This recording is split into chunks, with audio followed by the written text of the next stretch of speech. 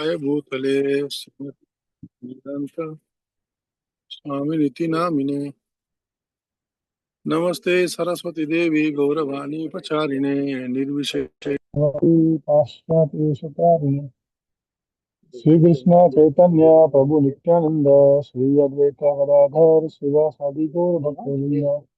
हरे कृष्णा कृष्णा कृष्णा हरे हरे, हरे राम राम राम हरे हरे। मेरा आवाज क्लियर है आपका? जी प्रभु जी। हाँ, हाँ ओके। प्रभु जी, क्लियर है। तो अभी हम लोग क्या बात कर रहे थे? हमने बात किया अपराध। पहला अपराध क्या है? जो भगवान के नाम के प्रचार में लगे हुए हैं उनकी निंदा करना, वो पहला अपराध है। हाँ, ये अपराध जनरेट कैसे होता है?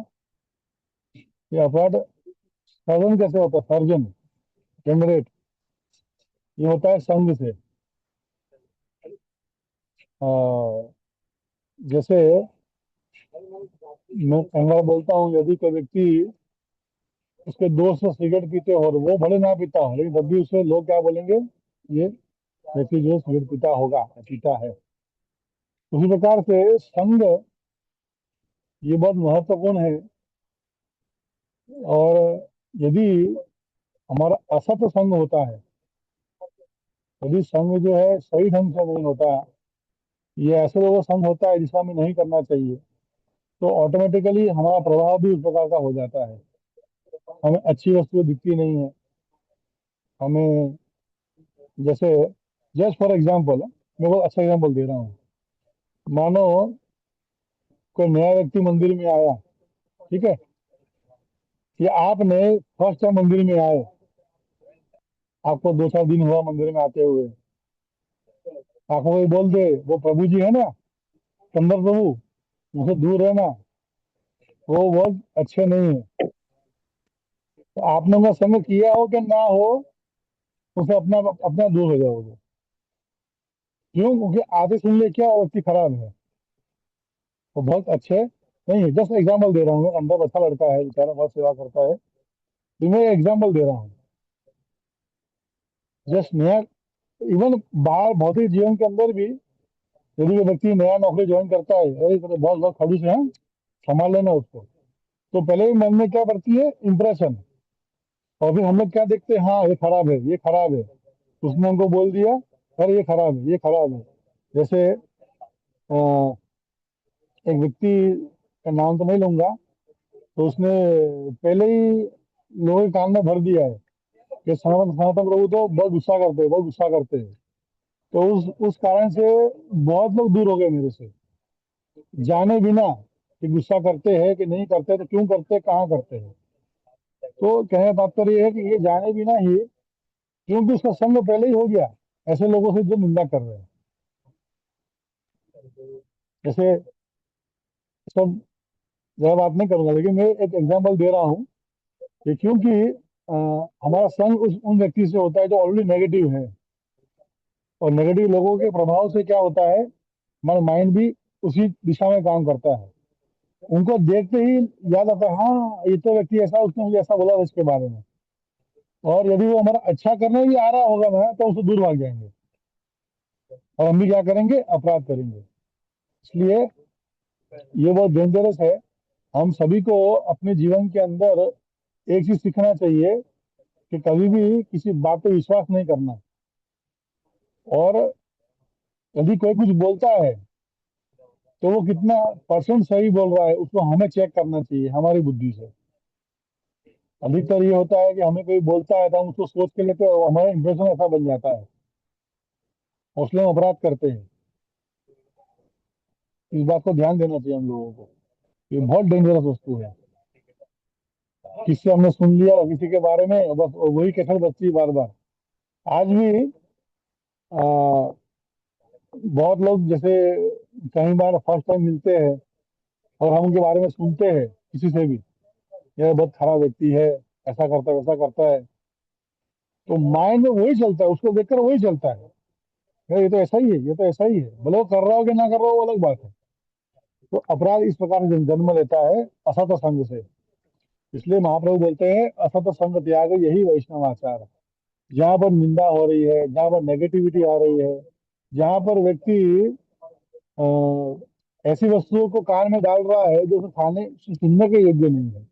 जैसे हमारा पेट है, हमारे पेट में हम लोग ऐसी वस्तु डालते हैं जो खाने के योग्य ना हो, तला हुआ या बहुत मीठा। आजकल लोग बहुत फास्टिंग कर रहे हैं वस्तुओं से। तो कहने का अर्थ ये है कि हमें भी अपने कान के अंदर ऐसी वस्तु को डालना नहीं चाहिए। हो सकता है कि वो व्यक्ति लाख गुना खराब हो सत्य ही हो ये। हो सकता है कि व्यक्ति लाखों करोड़ों गुना खराब हो और ये सत्य भी है, तब भी हमें उसका कान में इस बातों को डालने की जरूरत नहीं है। तो यहाँ पर कह रहे हैं असत संग त्याग है वैष्णव आचार, असत संग है साधु अवज्ञा अपार।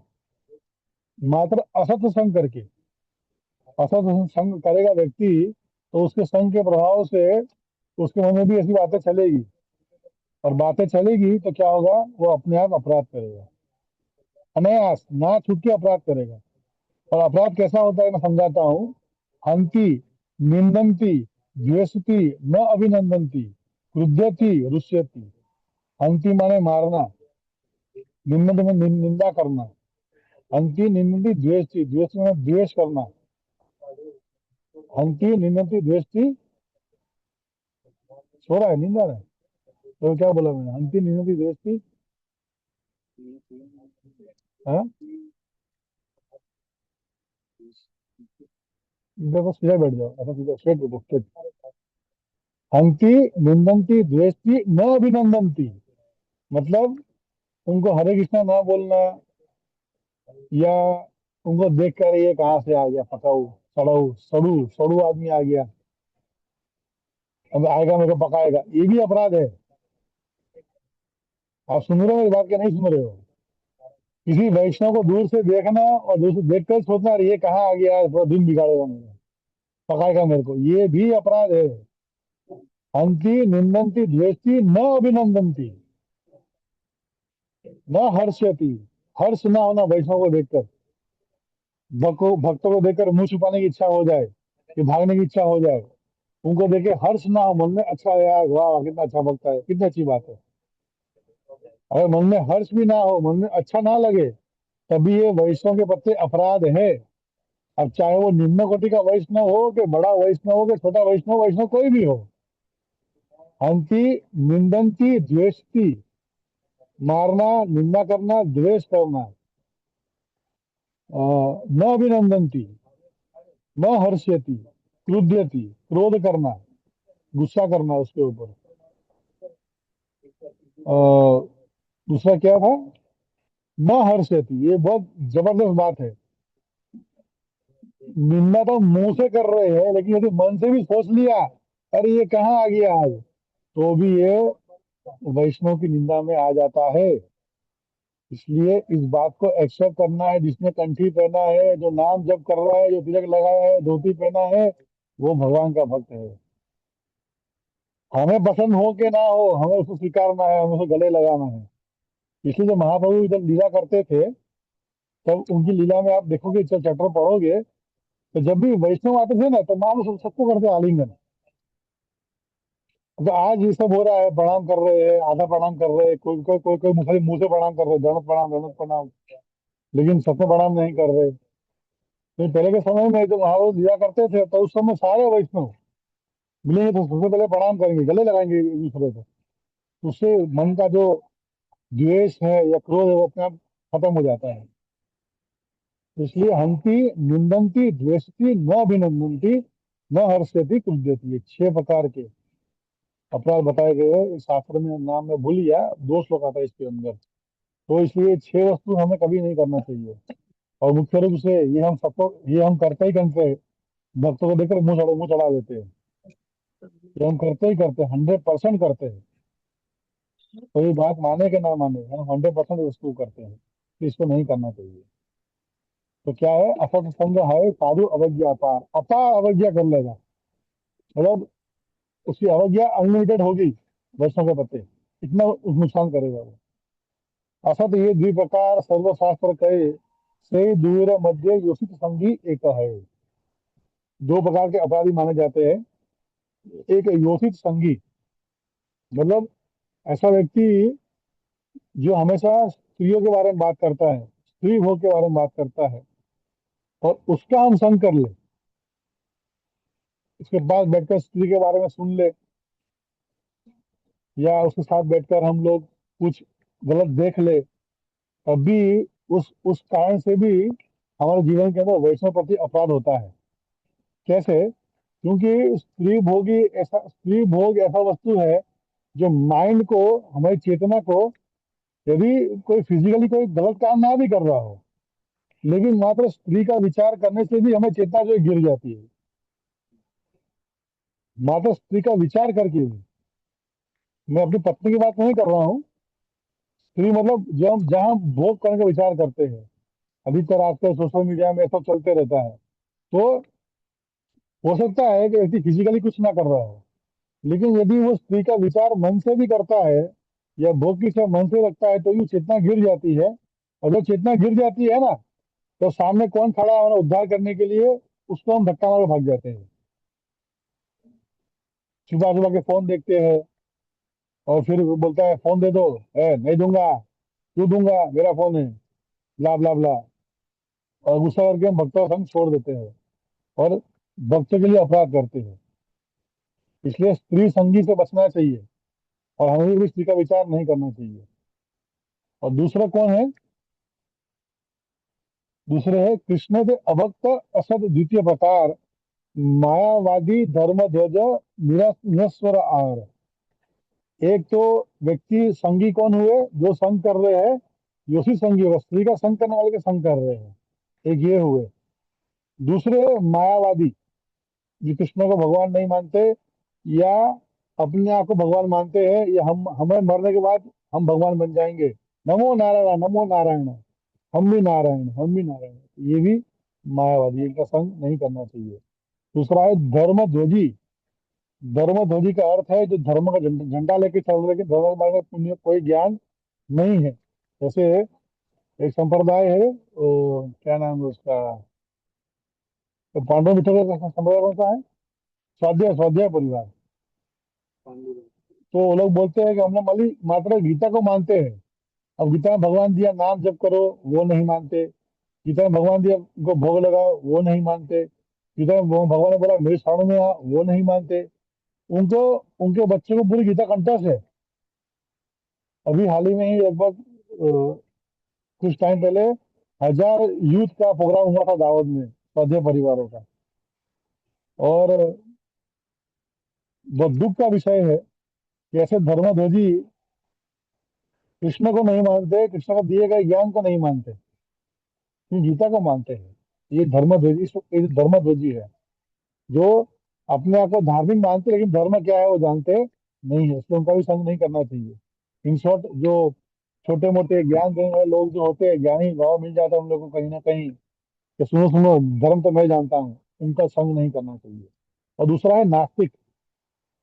तीसरा नास्तिक है, जो नास्तिक मतलब जो भगवान के लिए उसे कोई प्रेरणा नहीं है।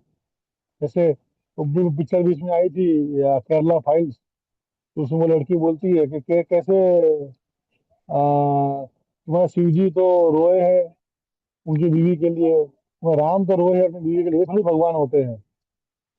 और ये भगवान कैसे, तो शिव जी खुद अपने बच्चे का गला काट रहे हैं, ये थोड़ी भगवान हो सकते हैं। ये सब नेगेटिव बातें, ये सब एथिस्ट नास्तिक लोग की बातें हैं। तो इनका संग हमें नहीं करना चाहिए, इनका हमें त्याग देना चाहिए।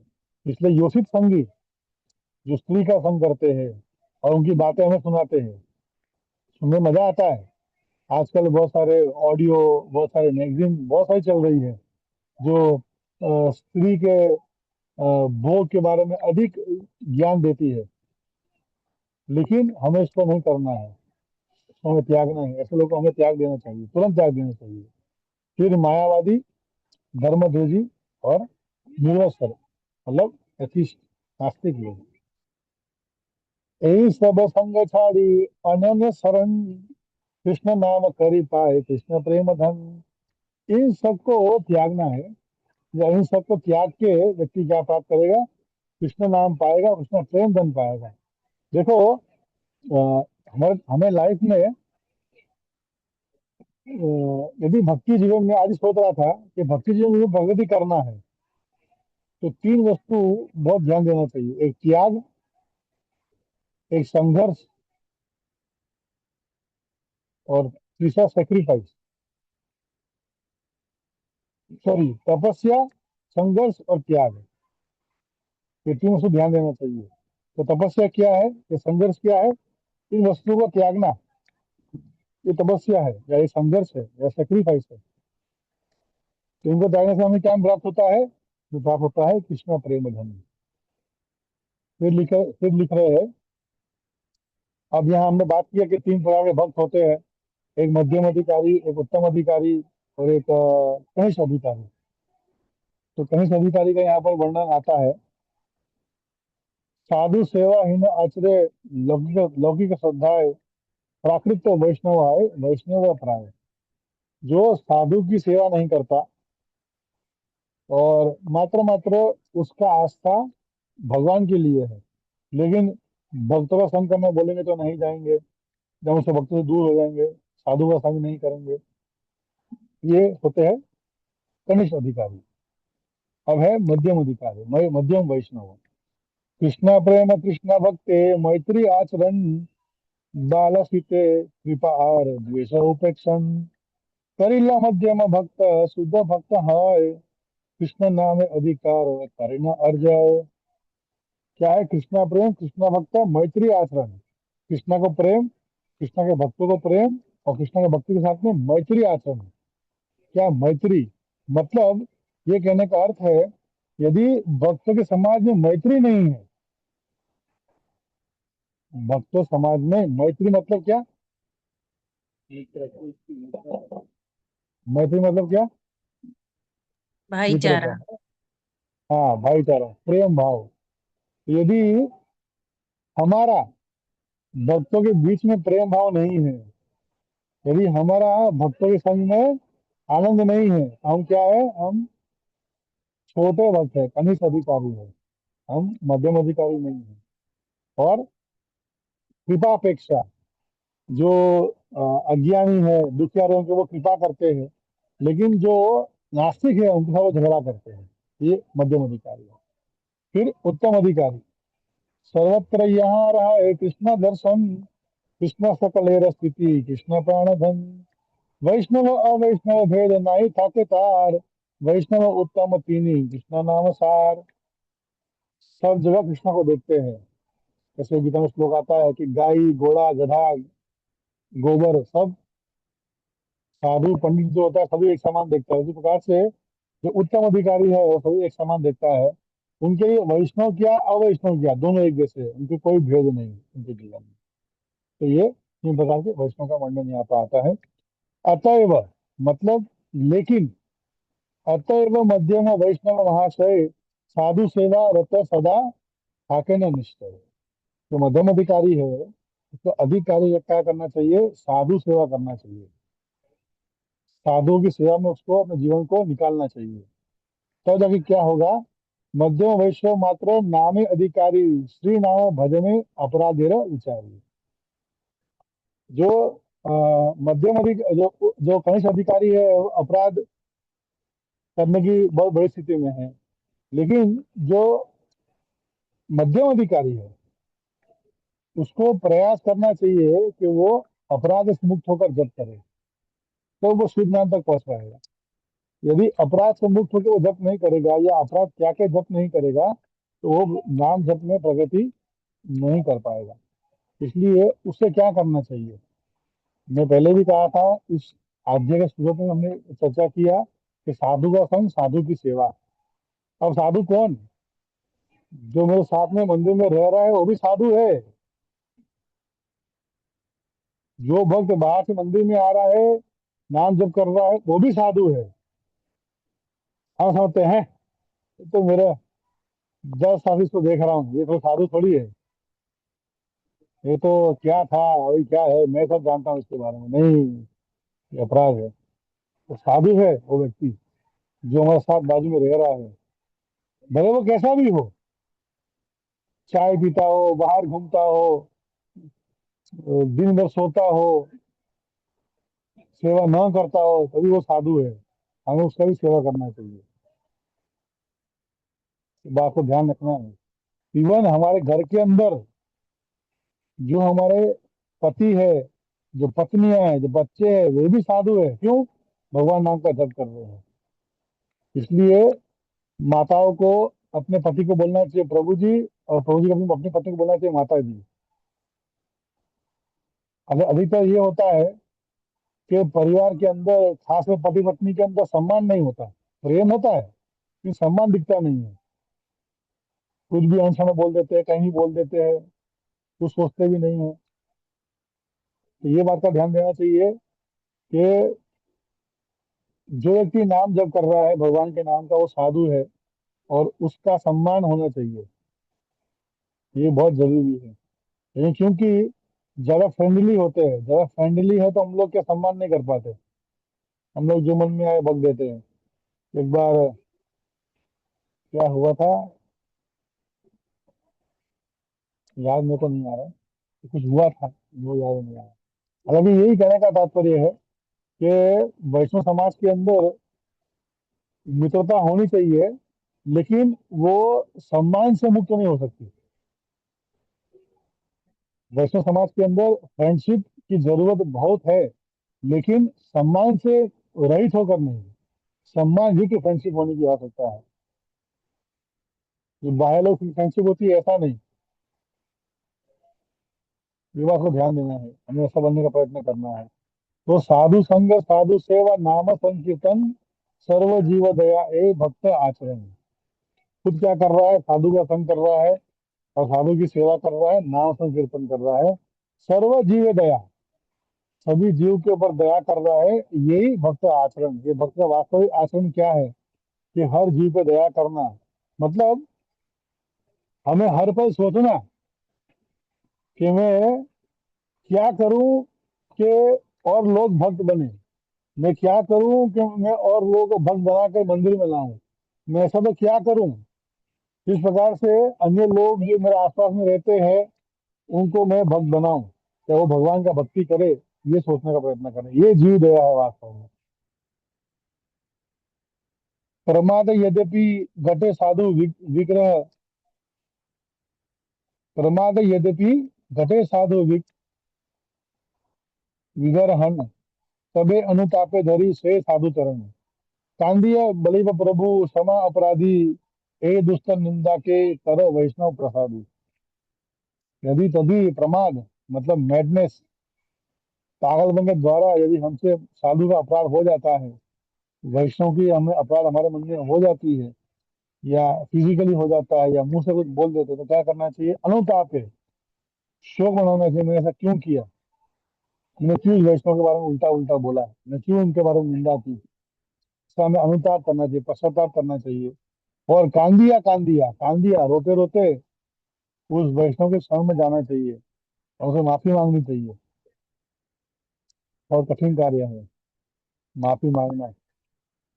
इस संसार में हम गाली दे सकते हैं और लंबी लंबी गाली दे सकते हैं, कोई लिमिट नहीं है। ये माफी मांगना हो बोल दे, माफी तो छोड़ो कि भाई चलो हाथ मिला लो, अब झगड़ा मत करना हो, तो उतना भी करने का हम तैयार नहीं है। इतना इतना हीन भावना हमारे मन के अंदर भरा हुआ है। सच में ये देखता हूँ, बहुत अजीब वस्तु है कि हम लोग घर परिवार को छोड़ के आ गए, लेकिन जो संस्कार है ये जंगली जीवन के, वो हम छोड़ के नहीं आ पाए अब तक। तो अजीब वस्तु समझ में आती है मेरे को। इसलिए ये प्रयत्न करना चाहिए कि यदि मन के अंदर भी किसी वैष्णव के लिए अपराध होता है, मन के अंदर भी किसी व्यक्ति के लिए कुछ गलत होता है, या हम कुछ उनको उल्टा बोल देते हैं, तुरंत पाँव पकड़ लेना चाहिए, तुरंत माफी मांग लेनी चाहिए। मैं कभी भी मन को वो नहीं करना चाहिए, मैं बड़ा हूँ, मैं कैसे माफी मांगूंगा इससे, मेरी गलती नहीं है, मैं भी उससे माफी मांगूंगा, गलती उसकी है। एक्चुअली एक बात समझना चाहिए, वैष्णव समाज जो है, चाहे मंदिर के अंदर हो कि चाहे मंदिर के बाहर हो, किसी के घर के अंदर भी वैष्णव समाज हो, या दो पति पत्नी भी वैष्णव हो, या पूरी परिवार भी वैष्णव हो, हमें एक बात सीखना चाहिए कि वैष्णव ऑलवेज स्टेज इन हार्मनी, मतलब प्रेम से। और जहां पर प्रेम नहीं है, तो सब सो रहे हैं, मेरे आजू बाजू में बैठे हुए। तो सबकी आंख लाल है। सुन रहे हैं प्रभु। हाँ, आप लोग तो सुन रहे हो कि हमारे बाजू के वैष्णव सब सो रहे हैं। तो कहने का अर्थ है, कांदिया बलि प्रभु क्षमा अपराधी। क्षमा, यदि हमसे गलती नहीं भी हुई हो, गलती यदि नहीं भी हुई हो, गलती भले उसकी हो, तब भी माफी मांगकर सुलझा लेना चाहिए और प्रेम भाव से रहना चाहिए। तो देखिए, इस संसार में झगड़ा कहाँ नहीं होता। गली गली में शोर है, हर घर में झगड़ा है। कहाँ पर भी ऐसा नहीं कि जहाँ झगड़ा ना होता हो। और हम उस सबको त्याग कर एक वैष्णव समाज के अंदर आने आने का प्रयत्न कर रहे हैं, एक वैष्णव समाज में आ रहे हैं, जहाँ पर वास्तव में प्रेम और मैत्री है। और क्योंकि भगवत धाम के अंदर झगड़ा क्रोध की कोई जगह ही नहीं है, न अहंकार की जगह है, न क्रोध की जगह है, कोई जगह नहीं है, मात्र मैत्री और प्रेम की जगह है। इसलिए इस बात को बहुत ध्यान से हमें समझना चाहिए कि हर कोई वैष्णव है, और उनका आश्रय लेकर हमें कुछ तो सीखने मिलेगा। ऐसे रघुनाथ दास गोस्वामी थे, कौन से मुझे याद नहीं आ रहा। तो एक भक्त थे वो, उनकी जीवा कभी कंट्रोल नहीं होती थी।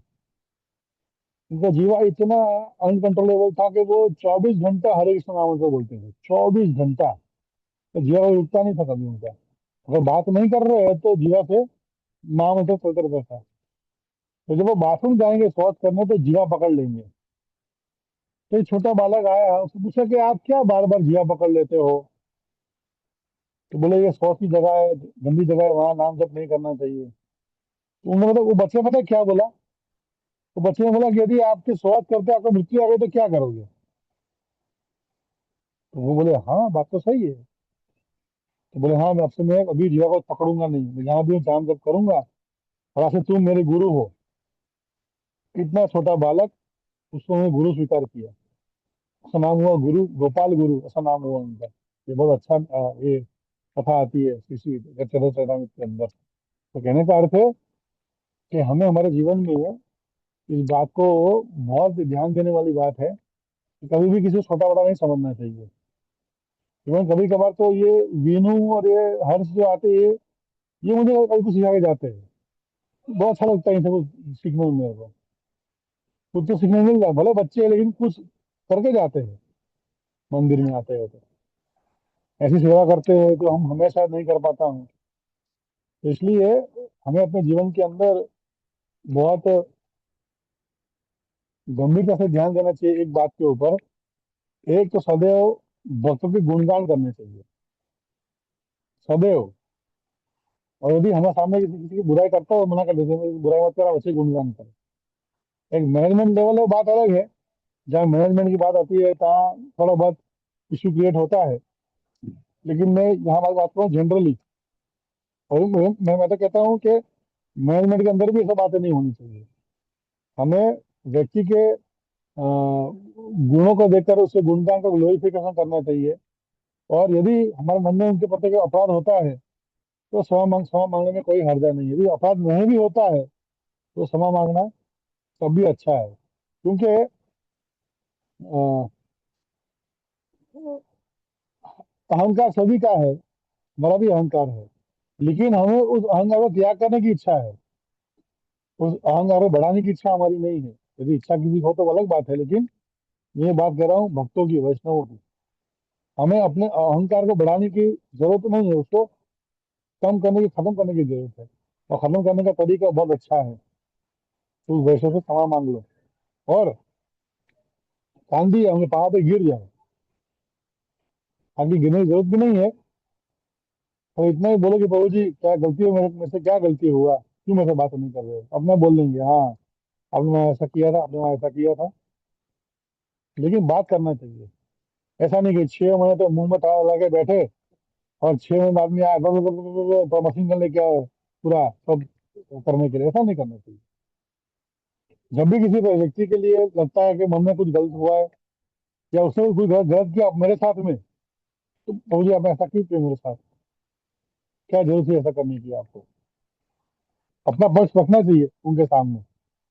अभी अधिकतर क्या होता है कि हम जो है अपने मन से कुछ सोचते हैं और मन में ख्याली बुलाव बनते रहता है, और वो ख्याली बुलाव फिर अपराध को बढ़ाता है, अपराध को बढ़ाता है, अपराध को बढ़ाता है। मैं तो कहता हूँ जब भी कुछ लगता है मन के अंदर ना कि हाँ यदि उसने अच्छा नहीं किया सर, तुरंत जाओ, तो क्यों किया तुमने ऐसा? वो बोलेगा मेरी ऐसी गलती थी, या मेरी ऐसे मुझसे ऐसा हो गया, सॉरी। तो गलती नहीं है तो अपना जस्टिफिकेशन देगा कि ऐसा मैंने किया क्योंकि ये कारण था, जस्टिफाई करेगा वो। इसलिए ये प्रयत्न हमें करना चाहिए कि अपराध अपराध तो छोड़ो, कभी किसी के लिए कुछ विचार भी आ जाए ना, तो भी उसको जाके बोलना चाहिए, बात करना चाहिए। और कभी भी मन में रखना नहीं चाहिए वस्तु को। जितना मन में रखोगे उतना ही अपराध और बढ़ता जाएगा, और जितना अपराध गंभीर होगा उतना ही जो है हम भगवान से दूर हो जाएंगे। इसलिए ये ध्यान देना चाहिए, अपराध करो ही मत, करते हो, होता है, कोई बात नहीं, माफी मांग लो।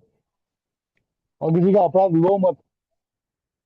लगता है कि कुछ गलत हुआ मेरे साथ में, ये आपके साथ कुछ गलत हो रहा है, जाओ उस भक्त के पास बैठ के बात करो कि भाई ऐसा क्यों, मैं ही क्यों, क्या हुआ, पूछ लो, अपना सोल्यूशन आ जाएगा। इसलिए इस बात को ध्यान देना चाहिए। ये दो बात बहुत गंभीर है। और मैक्सिमम हो कि उस भक्त का गुणगान ही करते रहो। जिसके प्रति अधिक द्वेष मन में है ना, उसका नाम लिखो पेपर पे, उसके सारे अच्छे गुणों को लिखो और गाते रहो उस गुणों को, तो अपने द्वेष से मुक्त हो जाओगे। और तभी नहीं होता है तो उसको क्या अच्छा लगता है खाने में, उसके लिए बनाओ और उसको बैठ के खिलाओ, अपने आप सब भूल जाएगा। साधु साधु बड़ो दयामय, तबे आराध्य माने, समी बेन अपराध कृपा आलिंगन। क्योंकि साधु को दयावान होता है कि समा को, उसके वो उस अपराध को लेता नहीं है और भक्तों को आलिंगन करता है। एक प्रथम अपराधेर विचार, श्री चरण निवेदन आज्ञा अनुसार, हरिदास पद पद में भ्रमर ये जने, हरि नाम चिंतामणि तहार जीवन। तो ये प्रथम अपराध के बारे में वर्णन हुआ है, वर्णन किया है और श्रीपाद हरिदास ठाकुर ने। और क्योंकि भगवान की इच्छा थी, हरिदास पदे हरिदास पद पद में भ्रमर ये जन, हरिनाम चिंतामणि तहार जीवन। हरिनाम चिंतामणि आप सभी भक्तों के जीवन का सार बने, और विशेष हमारे नाम आता है हृदय ठाकुर की कृपा हम सबको मिले, जिससे हम निरंतर नाम जप करते रहे। सपाथना ये लेखक कर रहे हैं, ये लेखक है भक्ति विनोद ठाकुर। तो प्रथम नाम अपराध के बारे में चर्चा किए है, और रिकैप में करता हूँ। प्रथम नाम अपराध किया है वैष्णव की निंदा करना।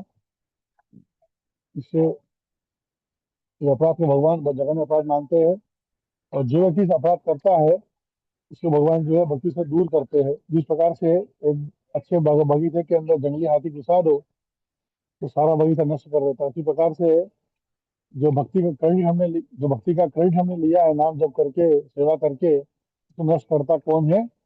वैष्णव अपराध। वैष्णव अपराध करने से क्या होता है, उनके दुर्गुण हमारे जीवन में आते हैं और हमारे अच्छे गुण उनमें चले जाते हैं वैष्णव अपराध करने से। वैष्णव अपराध क्यों होता है? अधिक हम मायावादी असत्संग ज्यादा करते हैं, मायावादी, स्त्री संगी, नास्तिक या धर्मभेदी, और ऐसे लोग हम संग करते हैं तो अधिक निंदा करते हैं। फिर निंदा कितने प्रकार की होती है? हंति निंदन्ति द्वेष्टि न अभिनंदन्ति क्रुध्यति हंस्यति। उनको देखकर ना खुश होना, या उनको उनको देखकर निंदा करना, उनको मारना, वो गुस्सा करना, ये 6 प्रकार के अपराध माने गए हैं वैष्णव प्रत्यय। इसका हमें ध्यान देना चाहिए। फिर साधु संग करना चाहिए, साधु सेवा करना चाहिए, और साधु के संग में रहकर हमें अपने भजन को अच्छा बढ़ाना चाहिए, हमें अपने भक्ति के जीवन को अधिक अच्छा करने का प्रयत्न करना चाहिए। फिर मैंने बताया कि कभी भी किसी वैष्णव का अपराध नहीं करना चाहिए, और यदि अपराध करते हैं तो तुरंत जाके माफी मांग लेनी चाहिए। इसमें कोई हर्जा नहीं है, चाहे छोटा हो के बड़ा हो। क्योंकि जितना हम अपराध से दूर रहेंगे उतना मन शांत रहेगा, जितना मन शांत रहेगा उतना नाम जप करने में और मजा आएगा।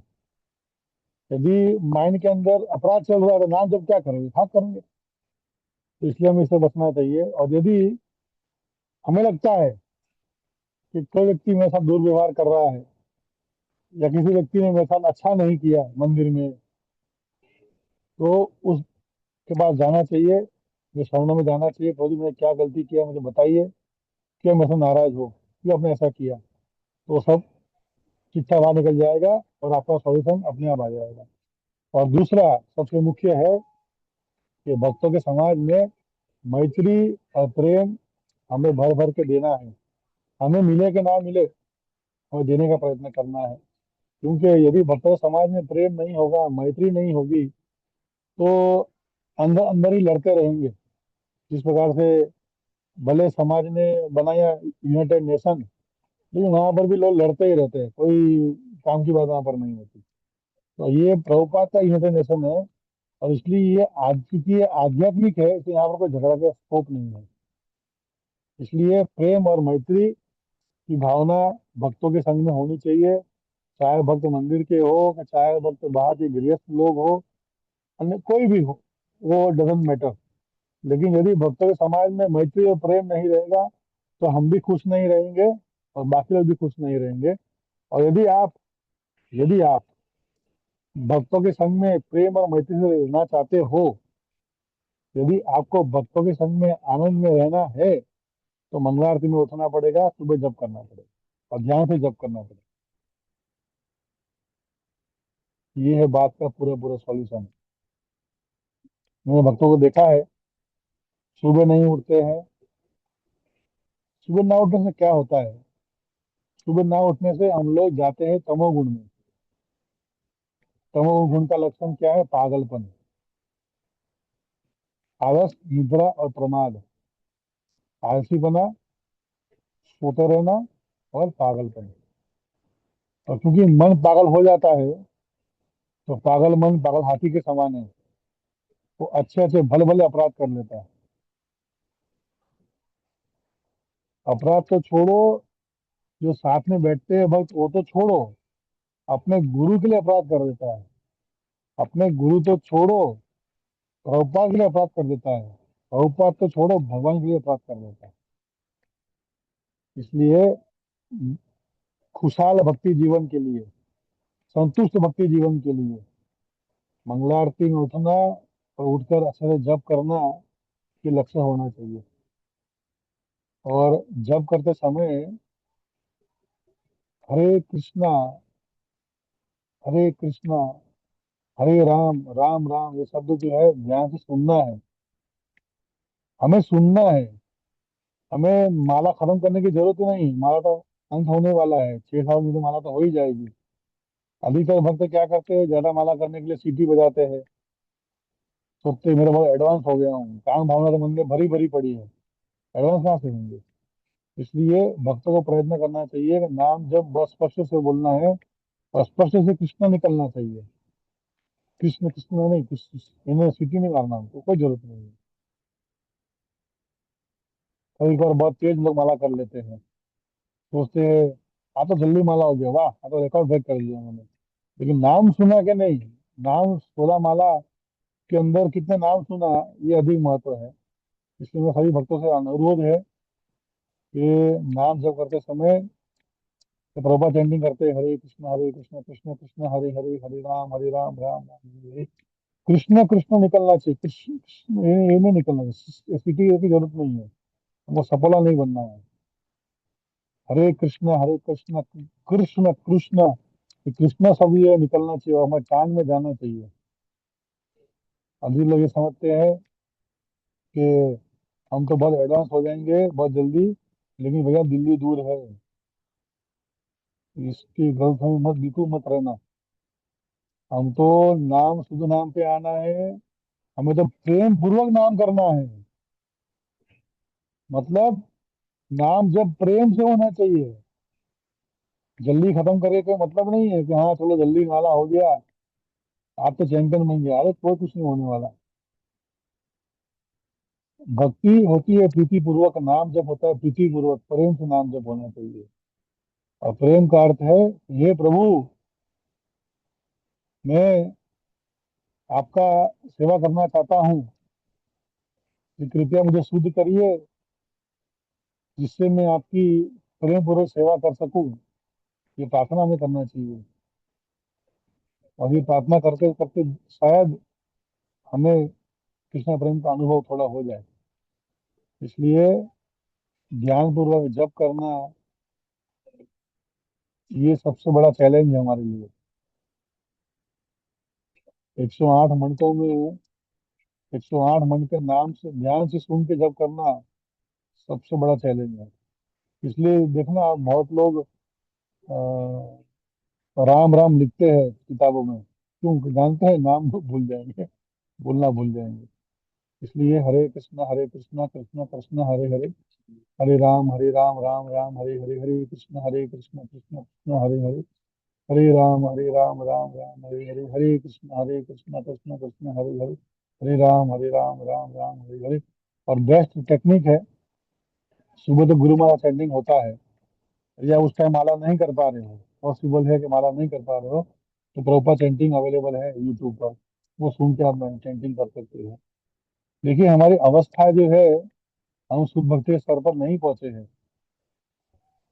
भले दीक्षा क्यों ना हो गया हो, भले दीक्षा के लिए हम दीक्षा के लिए योग्य हो गए हो, भले हम दीक्षा लिए हो 10 साल हो गए हो, दीक्षा लिए 20 साल हो गए हो, तभी जो है हमें इस बात को कभी नेग्लेक्ट नहीं करना चाहिए। हम परमहंस नहीं है, परमहंस बनने के लिए अनेक जन्म लग जाएंगे। इसलिए ये प्रयत्न हमारा होना चाहिए कि हम सब जो है कम से कम नाम को ध्यान से सुने, और हरे कृष्णा कृष्ण कृष्ण हरे हरे, हरे राम राम राम हरे हरे, इतना कम से कम हम स्पीड में कर सकते हो। बस उसमें करने की जरूरत नहीं है। क्या होता है? हरे कृष्ण कृष्ण हरे कृष्ण कृष्ण कृष्ण, ये क्या है? तो है ही नहीं। कृष्ण लगता है कृष्णा सुना, हम अनुभव करते हैं कृष्णा सुना, लेकिन ऐसा साफ जाता है, तो क्या साफ करता है ना, ऐसा हो जाता है वो। एक बार गुरुजन प्रभु एक भक्त को बोल रहे थे, ये क्या तुम सांप की तरह माला कर रहे हो? हम तो इंसान हैं, सांप नहीं है। तो हरे कृष्ण कृष्ण हरे कृष्ण, क्या ना राम सुनने में आ रहा, ना हरे सुनने में आ रहा, कुछ सुनने में नहीं आता। हरे कृष्ण कृष्ण कृष्ण हरे हरे, हरे राम राम हरे हरे। स्पीड आपके ऊपर है, लेकिन नाम मंत्र स्पष्ट मुंह से निकलना चाहिए, और मुंह से निकलने हमारे कान में जाना चाहिए। माइंड से नहीं, मन से नहीं, कान में जाना चाहिए। ये इस बात को मैं बोलता हूँ, अधिक बार लोग गुस्से में भी गुस्सा हो जाते हैं, बोले हम तो नाम बराबर कर रहे हैं ना, जो सुन रहा है ना। लेकिन अगर कल्याण करना है तो सुनना चाहिए, बड़े क्या बोलते हैं, क्योंकि हमने सब अनुभव कर लिया है। इन सबको हम अनुभव कर चुके हैं, इसलिए बता रहा हूँ। हमने भी गलतियां की हैं बहुत सारी, ये तो गलतियों से हम निकल कर आज सुधरे हैं। तो इसलिए प्रतिदिन नाम जब सुबह सुबह हो जाना चाहिए। एटलीस्ट मैक्सिमम माला सुबह कर ले तो ज्यादा फायदा है हमारा। और यदि माला दिन में कर रहे हैं, तो ये ट्राई करना चाहिए कि एक ही जगह बैठकर माला करे, और उसके साथ में गुरु माँ का रिकॉर्डिंग या प्रभुपाद का रिकॉर्डिंग होना चाहिए। तो आपको हेल्प मिलेगी, इसलिए बोल रहा हूँ। तो कंपलसरी करके कंपल्सन नहीं है, लेकिन आपको हेल्प मिलेगी उस वस्तु से। ठीक है, तो हम कल से शुरुआत करते हैं ये दूसरा नाम अपराध। कोई प्रश्न है तो वो पूछ सकते हैं।